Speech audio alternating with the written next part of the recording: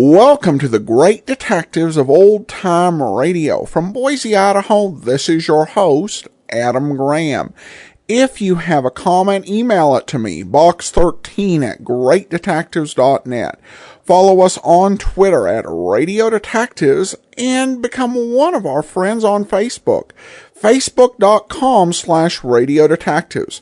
Before we do get started, I do want to say this program is brought to you through the financial support of our listeners. I'd particularly want to thank Alfredo and Andrew and Benjamin, who actually mailed in his donation via our P.O. Box 15913, Boise, Idaho 83715. And you can support the show at support.greatdetectives.net. Also up this weekend at greatdetectives.net, my review of Tears of the Giraffe, the second in the #1 Ladies Detective series. And you can get all of my reviews delivered automatically to your Kindle, and you can try the service out for free for 2 weeks in the Kindle store. Just search for Great Detectives of Old Time Radio. Well, now it's time for today's episode of Dragnet. The original air date, March the 20th of 1950, and the title, The Big Gangster.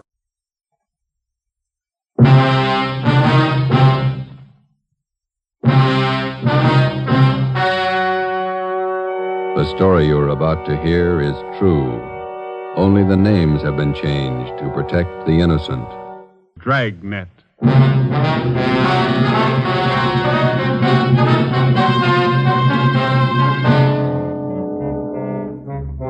You're a detective sergeant. You're assigned to homicide detail. A notorious hoodlum in your city has been shot to death. A gang war is threatened if his followers seek revenge. Your job, find the killers.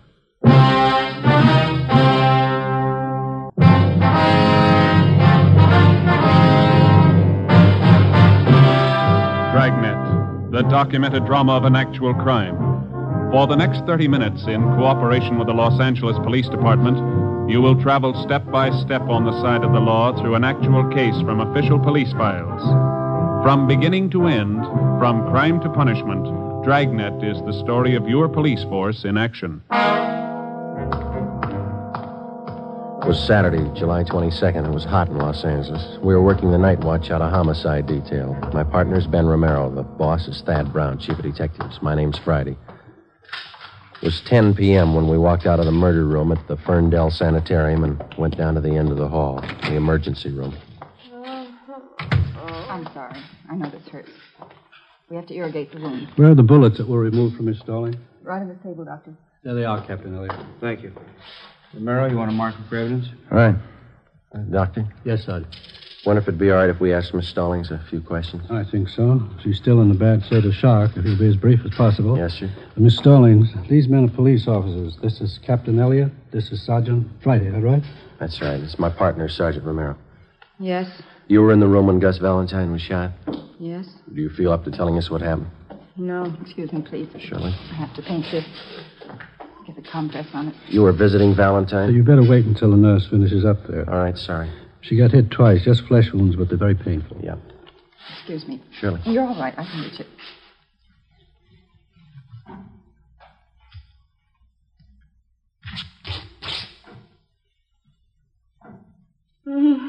There.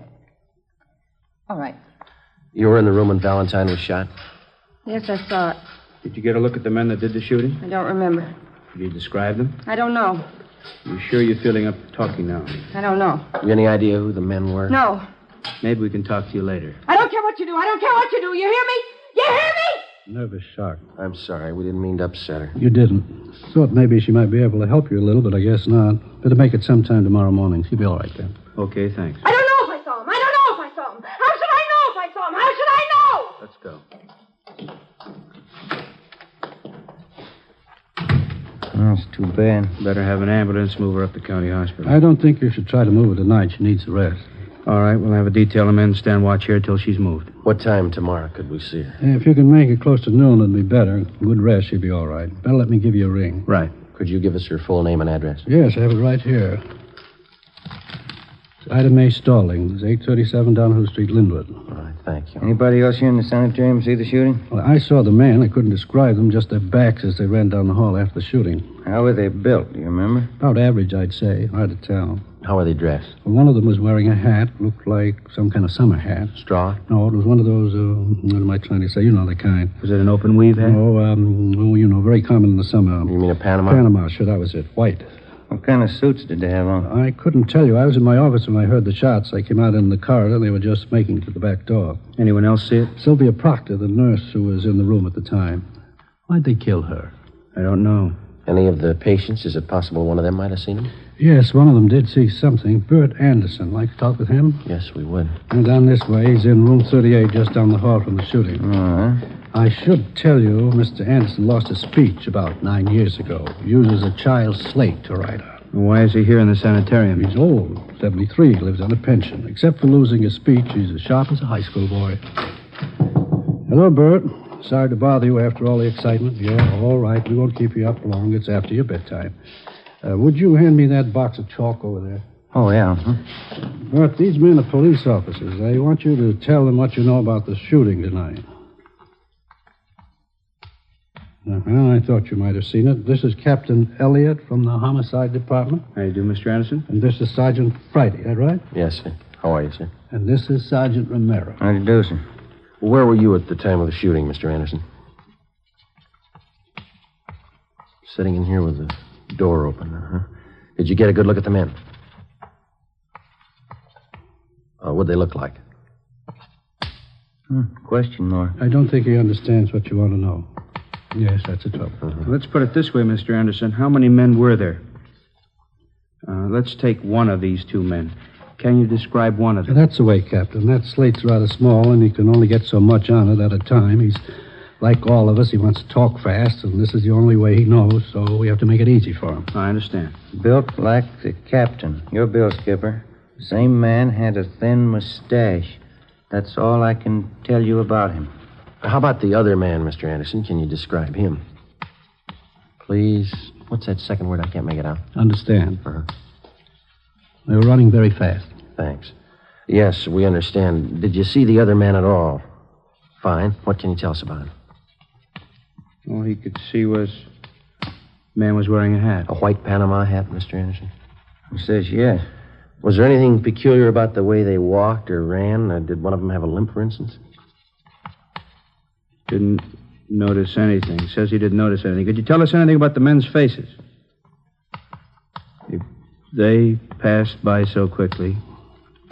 I was worried about the gunshots. Yes, we can understand that, but do you think you could identify them if you ever saw them again?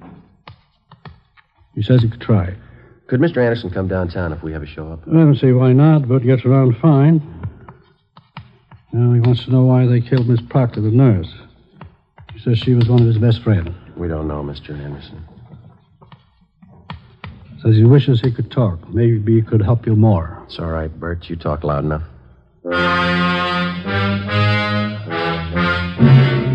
Monday, July 24th, a roundup of all known racketeers and their gang members was ordered by the chief of detectives. 3 show-ups were scheduled, one at 10 a.m., one at 2, and another one at 3 p.m. The witnesses that we had were unable to identify any of the men. The incomplete descriptions we had of the suspects was not enough to help the artist in the crime lab to build a composite picture of the killers. No matter what approach we took, it seemed that we were getting nowhere. The immediate apprehension of the killers was not only important because of their danger to the private citizen, but because of the ever-present threat of an open shooting war between Gus Valentine's followers and members of the murder gang, whoever they were. 3:15 p.m. I got it. Homicide, Romero. Oh, yeah, all right, thank you. Crime lab. They make a run on those slugs you got at the hospital? Yeah, no match. Oh, that's great. How fouled up can it get? Yeah. Hi. Come on, Slow-Mo. I'm with you. Hi, Rambo. Cromwell's message here to call you why. Well, yeah, I better do it right away. Just so the skipper told Starmy and me to work with you guys on the Valentine thing. We can use all the help we can get. Joe, you slide the phone over? Oh, yeah, here you go.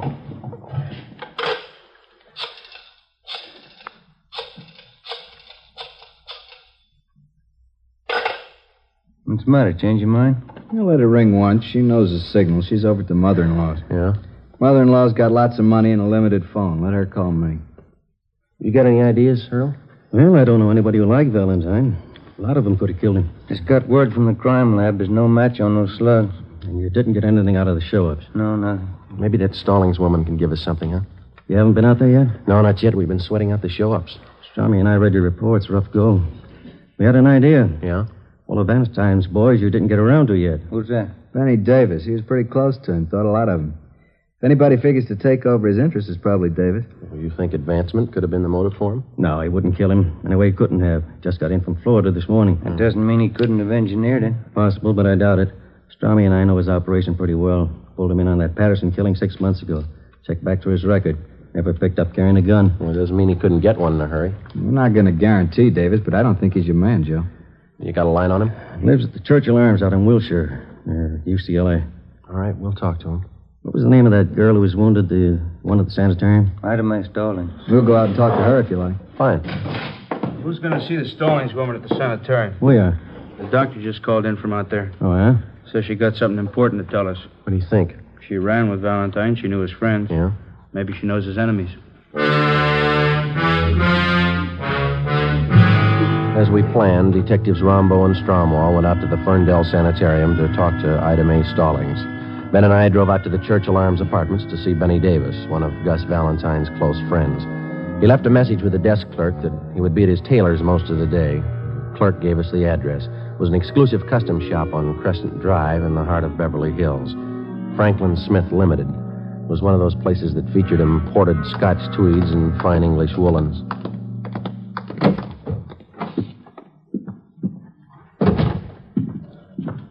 Good afternoon, gentlemen. May I serve you? Could you tell us if Benny Davis is in here? Mr. Davis. Yes, sir. Third fitting room. To the rear, on your left. Thank you. Come on. Look at that brown cloth over there, Joe. Yeah, that's Donegal tweed. That's nice fabric. I had me one of them once. Wears like iron. Oh, yes. This blue pinstripe certainly fits a great deal better than the brown one. You turn round. Yes, excellent fit. Yeah, looks fine. I don't know if I like that right shoulder. Looks a little low, Mr. Davis. Excuse me? This fitting room's taken, gentlemen. Benny Davis in here. Yeah, what is it? Wonder if we could see you alone. What about? Confidential. No, Cedric, not like that. Pull the shoulder up. More padding, maybe. Oh, do you think so? I don't know if I agree, Mr. Davis. Well, you can see how it slopes off there. I like a good full shoulder. Well, you've got a good full cut here. Of course, too much padding is going to ruin the line of the jacket. I'd like more padding. Yeah, very well. A number 2 pad in the right shoulder and ease the armholes. Number 2 pad, right shoulder, ease armholes. What is it, income tax? What's the secret? We're police officers. Like to talk to you alone for a minute. All right, be finished in a second. That takes care of this one, Mr. Davis. You want 2-inch cuffs in the trousers? Yeah, on all of them. Cedric, be sure to get these sleeves short enough. I'd like lots of linen to show. Oh, yes, surely.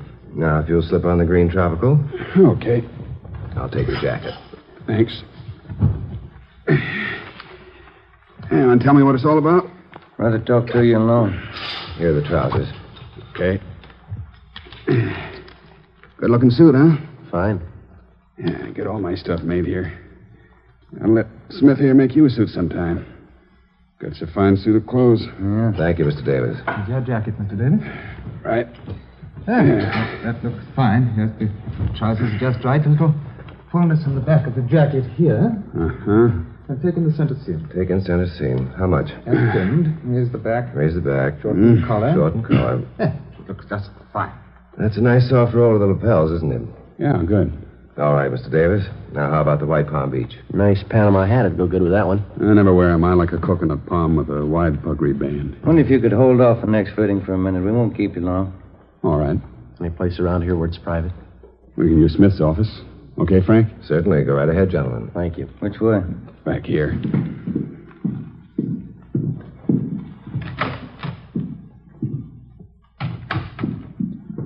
Okay, what's on your mind? Gus Valentine. Yeah, that's a tough one to lose. You got any idea who killed him? We're working on it. How do you mean? Just that. Well, that makes us even. There's only one difference. Yeah? We get paid for it. You don't. We thought a lot more of Gus than you did. Any law against striking down the killers? The law against shooting him down. Tell that to the boys who cut down Gus. I don't think you can get to him without us. We've done it before. You're a little late with Gus. We tried to keep him alive. We warned him for a month. He knew what was coming. We talked to him. Yeah, he told me. Funny guy. He had a mind of his own.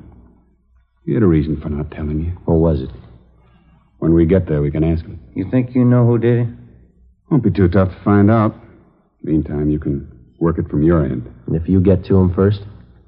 Maybe we'll give you a call. Now, you listen, Davis. I'll tell you the same thing we told Valentine. It's not open season for murder. This town's had all the shooting it's going to have. Valentine's killer's going to go to the gas chamber. That's the only way he's going to go. You understand? Nobody said any different. All right. Then you can tell us what you know. Who do you think shot Valentine? I can't be sure. You've got somebody in mind? There's a dame. Who? Audrey Thompson. What about her? She runs around with a couple of guys. Yeah?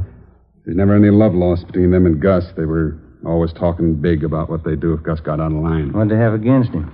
Business. Claimed Gus was squeezing them out. Was he? I never knew much about Gus's out-of-town business. That's where these guys are from. They're new in town. Figured Gus was cutting them off out here on the coast.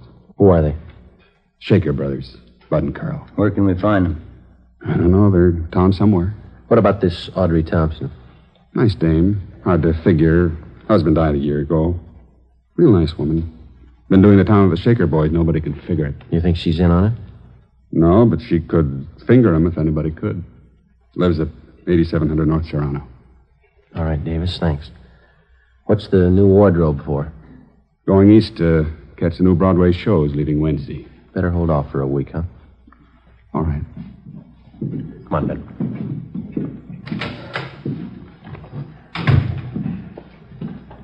Think he's got anything? Could be. We'll run it down. Now, wait a minute. Yeah?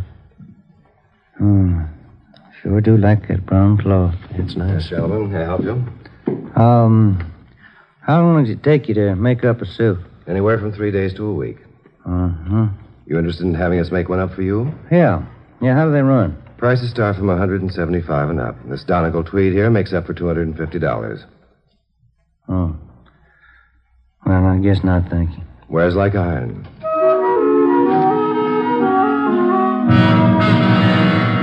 $4:30 p.m. We drove out to 8700 North Serrano to the home of Audrey Thompson. There was nobody home. We went back to the office to check with Rombo and Stromwall. We drove in the Spring Street entrance of the City Hall garage.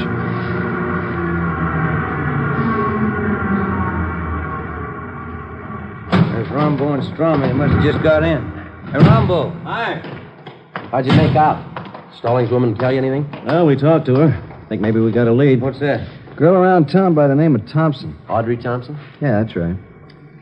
What'd she say about her? Said if anyone could put the finger on Valentine's killer, the Thompson girl could. Benny Davis told us the same thing. What do you think, Earl? 2 and 2 makes 4. Let's find her.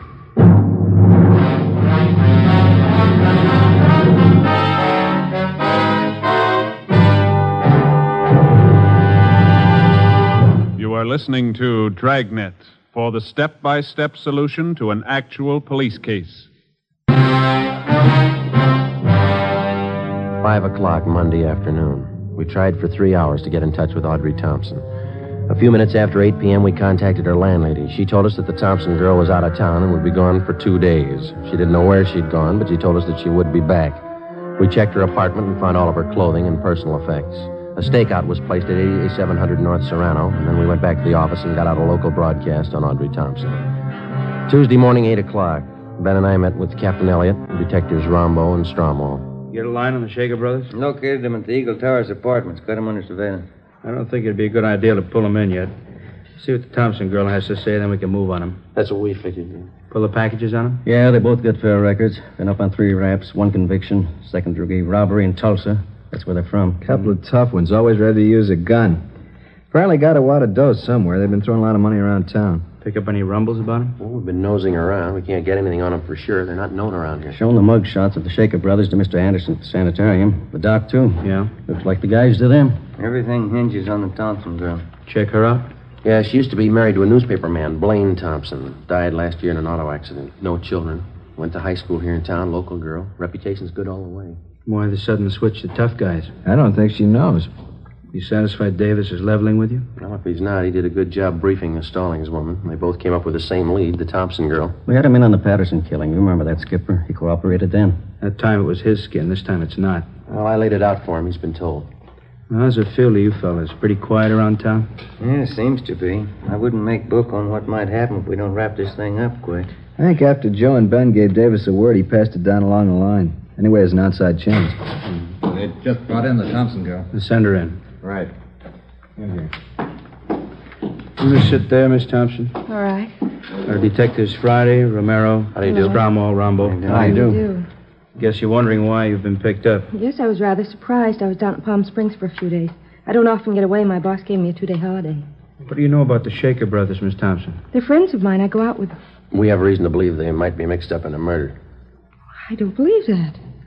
What's this all about? The Gus Valentine killing. Do you think they're mixed up in that?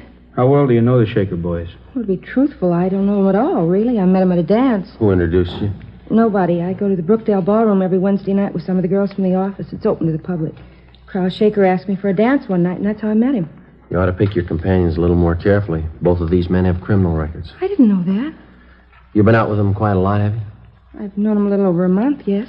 They ever said anything that might lead you to believe that they were mixed up in any rackets? No, I never heard anything like that. You're sure you never heard them discuss any business dealings of any kind? Yes, I'm sure. You've been seen in quite a few night spots around Los Angeles with them, is that right? Yes, they always take me to some nice place. You always go alone with them? How do you mean? Which one of them do you go with, Bud or Carl? Well, I never really thought about it. Both of them, I guess. When you go out, they never take another girl along the party. No, just Bud, Carl, and myself. You go to most of the expensive clubs around town, is that right? Yes, like I said, we always go to some nice place. Do you ever wonder where they got the money? Well, they told me they worked for one of the aircraft plants. I thought you told us they didn't discuss their business with you. Well, I didn't consider telling me where they worked was discussing business. Did you consider that an aircraft worker's salary wouldn't even handle the cover charge at most of the places they've been taking you? Well, no, I guess I was having too good a time to question it. You see, Miss Thompson, you could spend a great amount of time with people and not remember things about them. Now, you're sure you've told us everything you know about the Shaker brothers? Yes. All right, that's all.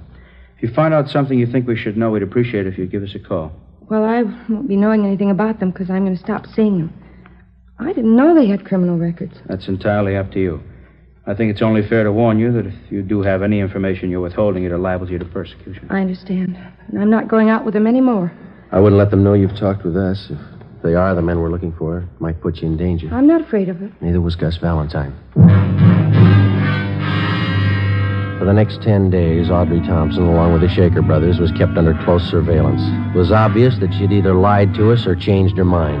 She continued going out with them. She was seen in all the important night spots around town. Thursday, August 9th, we met with Captain Elliott.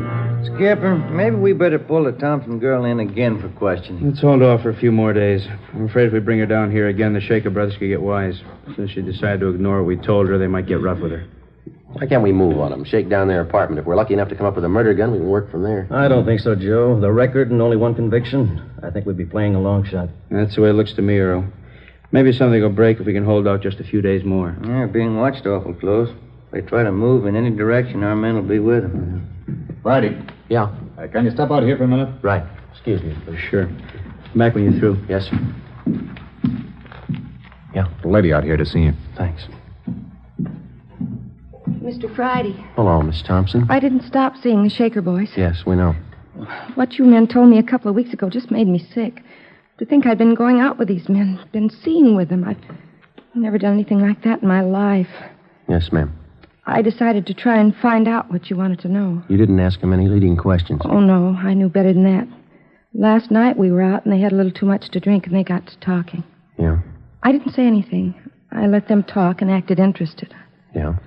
I confess now I'm terribly frightened. I spent the night with my sister-in-law.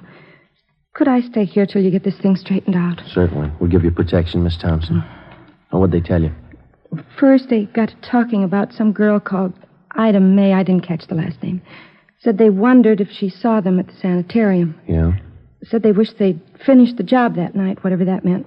Then Bud said, I don't think she saw us or we'd have heard. Anything else? Yes. Carl said, did you see the look on Gus's face when we opened up? Then what? They laughed.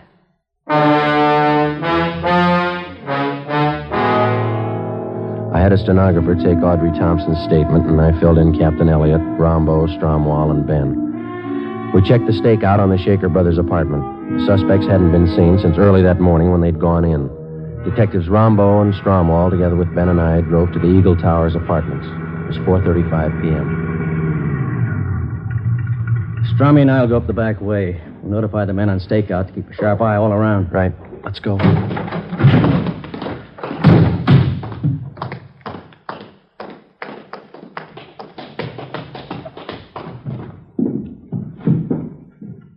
Apartment 410 is the top floor. Yeah, let's take the elevator. Yeah.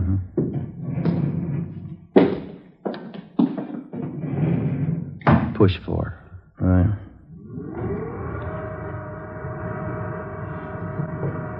Just thinking. Yeah? That Thompson girl, long on nerve. It's this way. Here it is. Cover me. Yeah.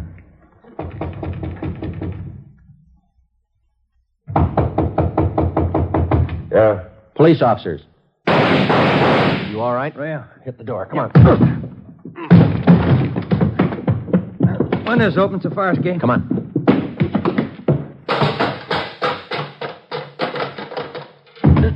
There they go over by the ventilator. Watch it. There's Strommy and Rombo coming out the door onto the roof. Rombo, watch it. They're up here. There goes one of them. Come on. All right, hold it right there. I give up. There goes the other one. He's making for that cable house. Stay with this one. I'll get him. All right, Shaker, let's put the gun away. You make a break onto the roof, they'll cut you down. Hold it, Shaker.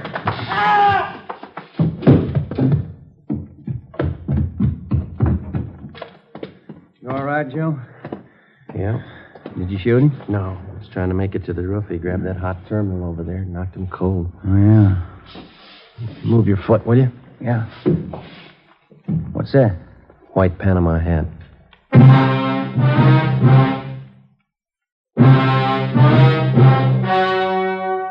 The story you have just heard was true. Only the names were changed to protect the innocent.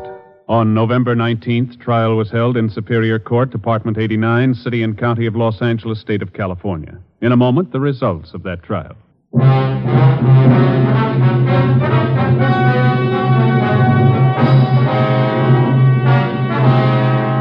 Adolph Bud Shaker and his brother Carl Shaker were tried and convicted of murder in the first degree. On recommendation of the jury, they received life sentences. They are now serving their terms in the state penitentiary. You have just heard Dragnet, authentic cases from official police files. Technical advice for Dragnet comes from the Office of Chief of Police W.A. Wharton, Los Angeles Police Department.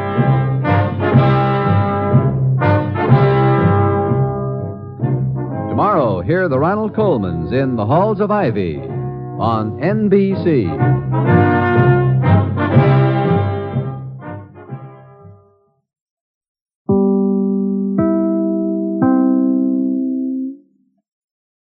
Welcome back. This episode featured two, I think, of the really big staples of Dragnet over the radio. The first is how they tried to be realistic with everything, including the measurements for the suit in the tailor shop. That was a good moment. I also found the widow woman who had been involved with the killers to be a somewhat interesting character. Just because you could kind of empathize with how she had end up being involved with them. Yet I also, and you could tell she just wanted to not be alone and have a good time, based on the fact that she had to think about which one she was technically going with. And it still did take some nerve to go ahead, to continue going out with them in hopes that they would slip up before she did. A very dangerous game and a very gutsy game. I have to admit, this is probably not the best candidate for a story to be made into two parts. Because if you miss part one, there's very little of this story that you're going to be in the dark about. But I think the purpose in doing that, I guess, was just to show how vital it is for the police to keep the peace and the potential lethal consequences if it doesn't happen. And of course, there's the normal amount of realism worked in here. You've got the criminal captured, by hitting an electrical circuit and not being fried to death, but still incapacitated. And then you had the fact that even though Sergeant Friday said the killers would go to the gas chamber, they didn't. Because as much as the police might say that, they don't have control over what the jury will do. Well, now we turn to listener comments and feedback. Andrew writes, keep up the good work. And Benjamin says, I enjoy and appreciate the program. Well, thank you so much. That will do it for today. Our video theater coming up tomorrow is an episode of Decoy. Saturday Was Lost. And we will be back on Monday with an episode of The Saint. In the meantime, send your comments to box13 at greatdetectives.net. Follow us on Twitter at Radio Detectives and become one of our friends on Facebook.